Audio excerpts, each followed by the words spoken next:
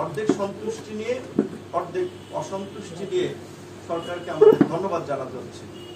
কারণ যেহেতু আমরা শুরু থেকেই বলে আসছি এই গণ অভ্যুত্থানের মধ্যে দিয়ে গঠিত অন্তর্বর্তীকালীন সরকার আমাদের সকলের সরকার। এই সরকারের ব্যর্থতা মানে আমাদের সকলের ব্যর্থতা। এই সরকারের ব্যর্থতা মানে দেশ আর একটা নতুন সংকটে পতিত হওয়া। সেই জায়গা থেকে আমরা সরকারকে ওন করেছি, ধারণ করেছি, কিন্তু প্রকৃত অর্থে আমরা সরকারকে যতটা ধারণ করেছি সরকার আমাদেরকে ততটা ধারণ করে নাই। সরকার শুধু ধারণ করেছে এনসিপি, যেই কারণে সমস্ত কর্মকাণ্ডে দেখবেন এনসিপির একটা প্রাধান্য, সদ্য নতুন দল গঠিত দল। এমনকি এই যে ঐতিহাসিক জুলাই ঘোষণাপত্র দেওয়া হলো, ভাই ইতিহাস টেনে গাল গপ্প অনেক করা যায়, কিন্তু যে কোনো একটা বিষয়ে আপনাকে টু দ্য পয়েন্টে আসতে হয়, সামারিতে আসতে হয়।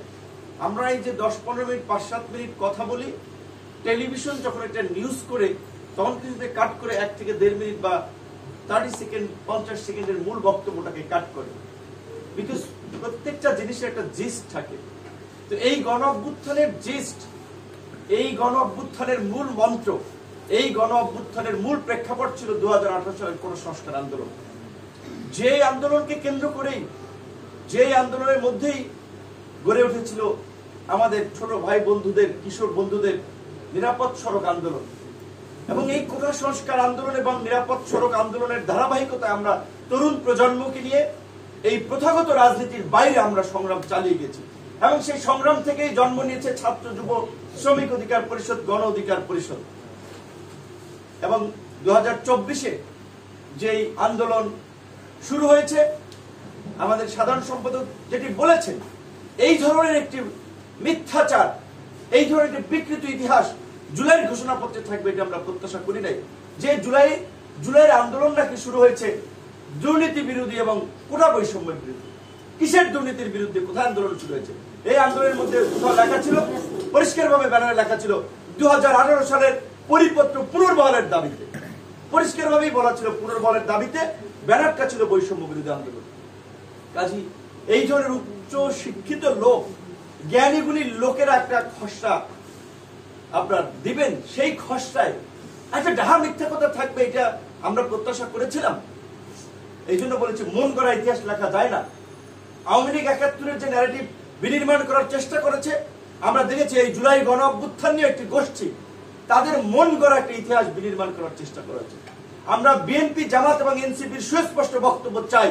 আমরা যতদূর জানতে পেরেছি, এই ঘোষণাপত্র চূড়ান্ত করার আগে দফায় দফায় ফরমালি এবং ইনফরমালি বিএনপি, জামাত, এনসিপি কে নিয়ে বৈঠক হয়েছে।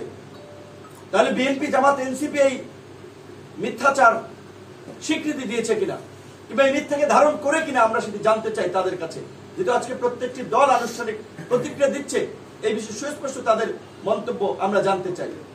যেখানে আমরা বারবার এই আওয়ামী ফ্যাসিবাদকে নিয়ে সমালোচনা করি, মুক্তিযুদ্ধের এককেন্দ্রিক বয়ান নিয়ে আমরা সমালোচনা করি, তাহলে কেন আমরা এই জুলাইয়ের গণ অভ্যুত্থানের 1 বছরে আমরা শহীদদের সংখ্যা নির্ণয় করতে পারলাম না? কেন এই ধরনের একটা বড় ডিস্টেন্স, যেখানে জাতিসংঘ বলছে 1400, সরকার হিসেবে 836, বেসরকারি হিসেবে কেউ বলছে 1000 খানেক, কেন এই ধরনের তারতম্য হবে?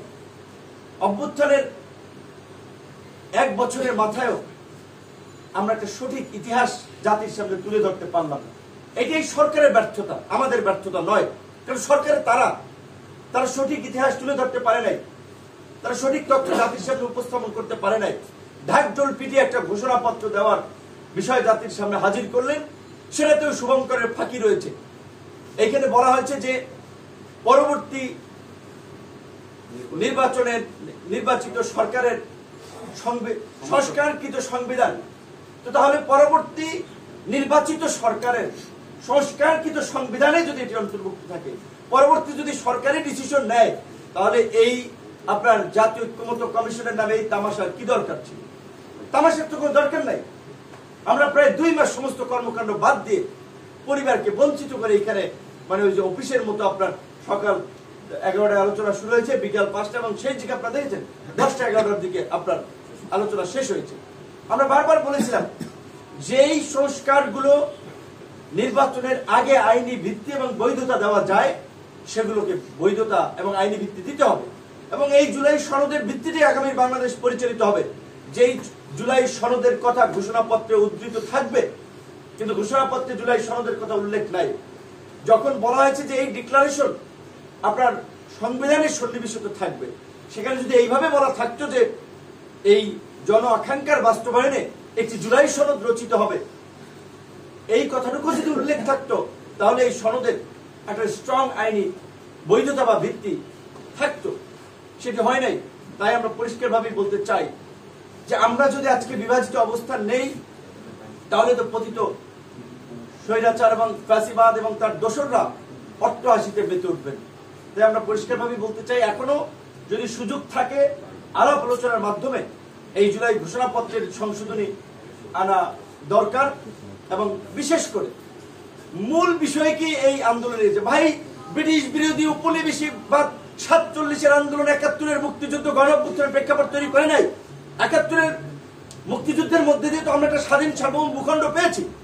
এই জুলাই গণঅভ্যুত্থান আছে তার অর্ধ শতাব্দী পরে।